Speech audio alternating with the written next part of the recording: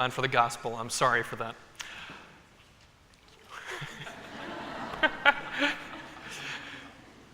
Unless a grain of wheat falls to the ground and dies, it remains but a grain of wheat. But if it dies, it bears much fruit. That can be a troubling concept, especially when we realize that in this story, we're the grains of wheat.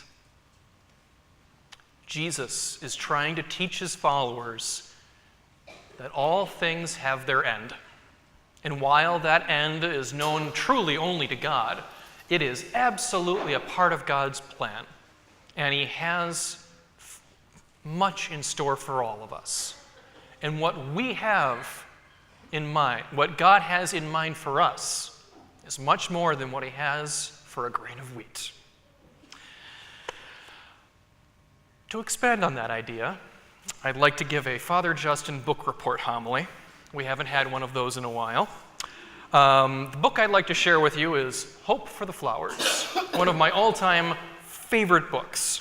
A tale, partly about life, partly about revolution, and lots about hope for adults and others, including caterpillars who can read. In the back cover, it's advertised as a different sort of book for everyone except those who have given up completely. And even they might secretly enjoy it. So, if you'll allow me to jump to the middle, this is the part where the caterpillar named Yellow stumbles upon another caterpillar making his cocoon, and she's never seen that before. One day, a gray-haired caterpillar hanging upside down on a branch surprised her. He seemed caught in some hairy stuff. "You seem in trouble," she said. "Can I help?" "No, my dear, I have to do this to become a butterfly." Her whole insides leapt. "Butterfly, that word," she thought. "Tell me, sir, what is a butterfly?" "Well, it is what you are meant to become. It flies with beautiful wings and joins the earth to heaven. It drinks only the nectar from the flowers and carries the seeds of love from one flower to another. Without butterflies, the world would have few flowers." "It can't be true," gasped Yellow. "How can I believe there's a butterfly inside you or me when all I see is a fuzzy worm?" "How does one become a butterfly?" "You must want to fly so much that you're willing to give up being a caterpillar." "You mean to die?" she asked. "Yes and no. What looks like you will die, but what's really you will still live. Life is changed, not taken away. Isn't that different from those who die without ever becoming butterflies?" I love that. I just love that.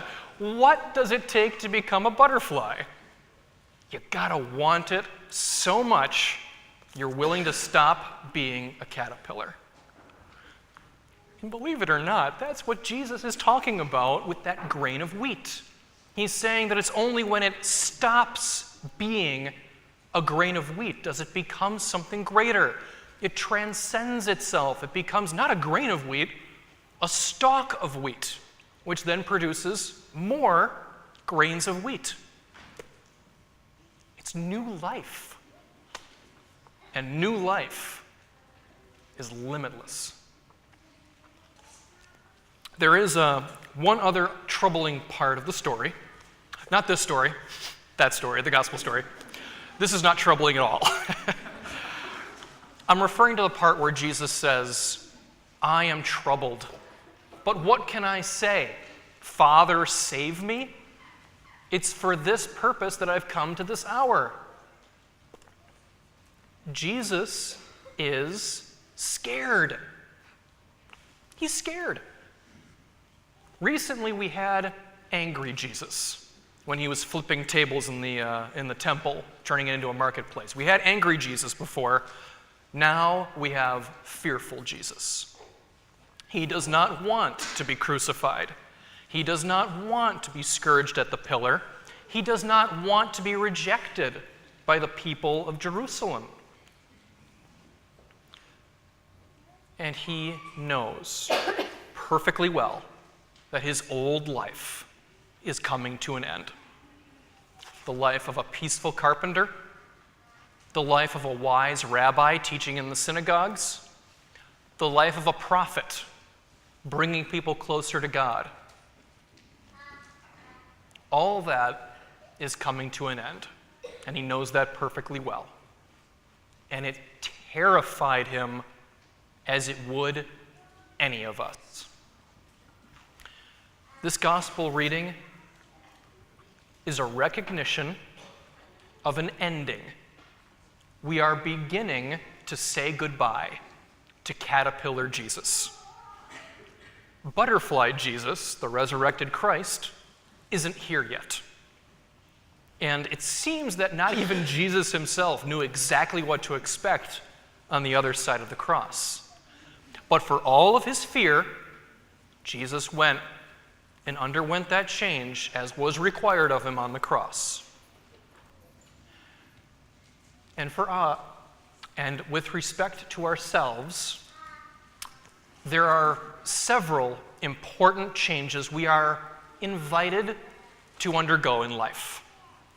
Sometimes we shy away from those changes and we remain what we are.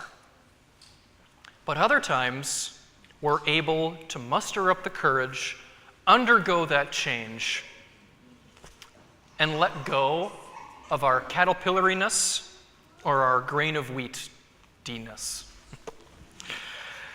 That said, I have a homily and a half for you today. I got one more thing to add, and it's not especially about this book, but it's consistent with our themes today of hope and change.